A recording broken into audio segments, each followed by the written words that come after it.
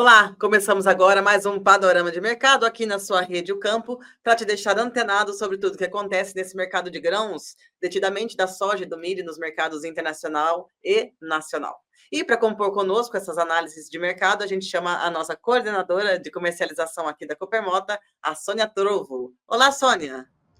Olá, Vanessa. Olá aos nossos clientes associados da Coopermota, né? Enfim, a toda a família Coopermota para mais um panorama de mercado. E é isso aí. E para completar a nossa bancada, a gente chama então a Stonex, que é o nosso parceiro, nossa parceira da Stonex, dessa vez com o nosso consultor Fábio Cruz. Olá, Fábio. Olá, Vanessa. Olá, cooperados. Prazer estar aqui com vocês novamente.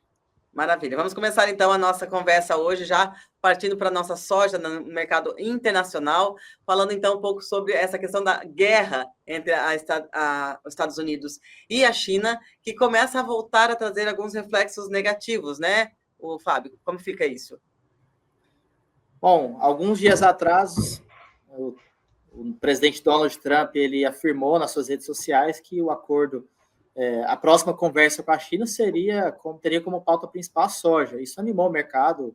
A gente teve alta aí de R$ 1, R$ 2, trazendo para o interior. E hoje a gente teve diversas desavenças, diversas novas taxações, e isso trouxe um pouco de receio do mercado. Então, hoje cotações de Chicago caindo bastante, refletindo novamente essas tensões Estados Unidos e China que voltam à pauta do agronegócio, volta à pauta da soja. Maravilha. Ô, Sônia, e aqui no nosso mercado nacional, já está havendo reflexos a respeito disso também? Sim, Vanessa. Ontem saiu a medida provisória, né? Saiu não, a medida provisória do IOF, que gerava expectativa, foi retirada de pauta, perdeu a validade, e aí isso trouxe consequências, né? Nós tivemos uma alta bem grande no dólar, que passou de 2%. Isso refletiu no porto em relação à cotação em torno de R$ 1, R$ 2, dependendo da data de pagamento. A gente chama atenção também, Vanessa, que o mercado ele sempre se orienta pelo relatório do USDA, né? E com o short Dom, a gente não teve esse relatório do USDA do dia 9. Então, sem previsibilidade, a gente vê pessoal que... Vou falar mais uma linguagem assim, os investidores, né, que estão na Bolsa se desfazendo de suas posições hoje. Então, por isso que a gente viu o mercado aí, na média, chegou a trabalhar até com 17 pontos de baixa. Tá certo. E aí a gente passa, então, para o nosso próximo tópico, agora no mercado nacional, falando um pouco dessa outra inversão, né, Fábio? A gente falou dos impactos negativos no mercado internacional, mas aqui, no nosso mercado nacional, esses impactos podem ser positivos. Sim, um dos efeitos que a gente tem dessa volta, desse embate mais sério entre os Estados Unidos e China, primeiro é cambial, como a Sônia comentou. Então, o câmbio nosso desvalorizou muito, a cotação do câmbio subiu muito hoje. Então, você teve um dólar se fortalecendo como um todo. Então, isso ajuda muito a melhorar essa precificação em reais, quando a gente fala do Brasil. E, claro, todo esse efeito de Estados Unidos brigando com China, a gente tem cada vez um protagonismo maior nas exportações de soja. Então, a China depende mais do Brasil, isso acaba colocando uma pressão de safra, uma pressão por uma boa safra no Brasil, que está só no começo aí do seu plantio. Confere aqui também, Sônia, vocês sentem essa positividade aí na guerra para o nosso mercado? Ô, Vanessa, eu acho lógico que se tudo isso acontecer, vai haver uma valorização no prêmio, tá? Mas eu acho que ainda é muito novo, essa notícia saiu hoje. Então, pegou o mercado de surpresa, porque a conta é simples. Na valorização, acordo com a China, a valorização dos preços. Não acordo com a China, a valorização aqui dos prêmios. Não sei se ficou claro. Então, o que eu chamo a atenção, Vanessa, é o seguinte: para nós, a cotação de hoje, só com essas simples notícias, porque a gente vem sendo bombardeado com notícias, né? Principalmente essa semana. Então, os preços hoje, com essa notícia, nós tivemos uma cotação aí, uma melhora de R$1 na lousa nossa. Tá certo. E aí a gente já passa, então, para falar um pouco do milho, que também interfere aqui para os nossos cooperados, falando sobre as exportações americanas. Embora eles não anunciem, né, eles não têm o registro aí das exportações, eles não são obrigados, né? Mas elas seguem forte, Fábio, é isso mesmo? Sim, o que a gente tem de notícia, apesar de várias divulgações americanas estarem fora do ar, por conta dessa questão lá do orçamento deles, para órgãos federais, órgãos estaduais, etc. Então, a gente tem notícia que a exportação americana ela segue forte.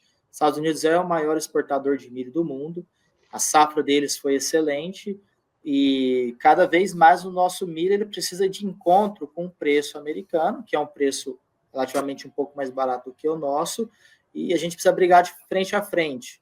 Então, seguem fortes e o Brasil ele precisa ficar mais competitivo para conseguir avançar aí nessa exportação nossa também, que não está lá essas coisas.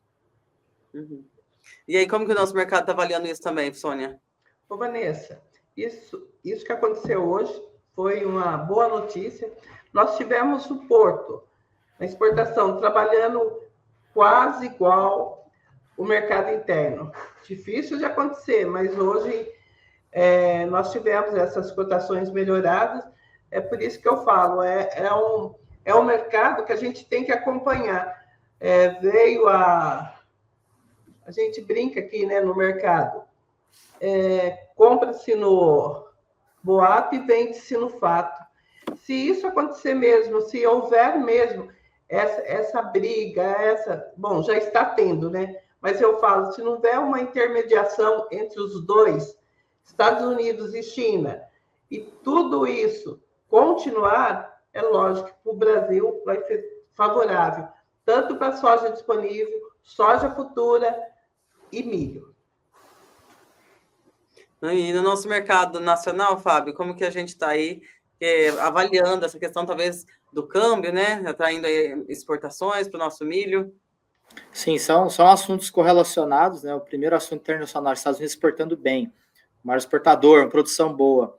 E o Brasil? O Brasil também já finalizou sua colheita de safrinha, apesar da nossa produção ter sido boa, o nosso consumo interno ser muito alto, o Brasil ainda é dependente de exportar um volume, 1/3 do que é produzido de milho, ele precisa exportar. E para exportações, a gente tem que pensar em competitividade. Então, uma China, um Irã, uma Coreia do Sul, qualquer outro país que importa milho, ele vai olhar o quê? Qual que é o milho disponível mais barato? E o Brasil estava perdendo até então para os Estados Unidos, quando a gente olhava preços nos portos. Essa desvalorização cambial, essa alta no câmbio brasileiro, isso acaba tornando o nosso milho mais barato para o exportador. Então, como a Soninha comentou, o preço no porto igual ao mercado interno. O que vinha segurando os preços até o momento? Era o mercado interno mais caro, a exportação. O mercado interno com a sua demanda ali da mão para a boca, segurando esses preços aí nos mesmos patamares, talvez um pouquinho mais alto cada semana. E agora a exportação conseguiu se equiparar, e isso é bom do ponto de vista que o Brasil ele precisa correr atrás das exportações que a gente já perdeu. O Brasil tem uma meta de exportação, se essa meta não for cumprida, isso significa um estoque de passagem maior, isso significa um preço menor no milho do ano que vem. Então, todo esse efeito do câmbio, exportações, pode amenizar um pouco esse atraso que tivemos até o momento. Isso também está sendo já sentido aqui no nosso mercado, Sônia? Vanessa, o mercado de milho, até hoje, ele vem se mantendo, tá? Produtor retraído na venda e comprador comprando o necessário, o estritamente necessário. É lógico que com essa alta na exportação, se ela se manter, né?